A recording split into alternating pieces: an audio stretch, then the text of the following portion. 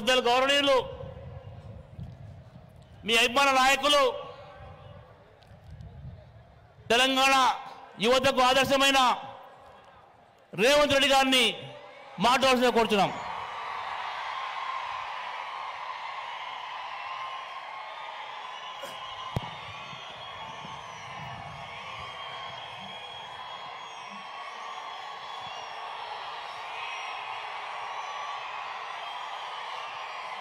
మిత్రులారా, మన కొడంగల్ భూమి మీద కాంగ్రెస్ పార్టీ జాతీయ అధ్యక్షులు శ్రీ రాహుల్ గాంధీ గారు కాలు పెట్టడం ద్వారా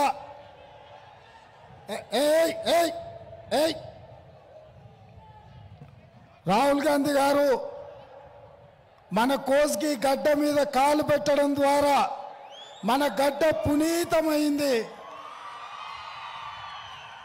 19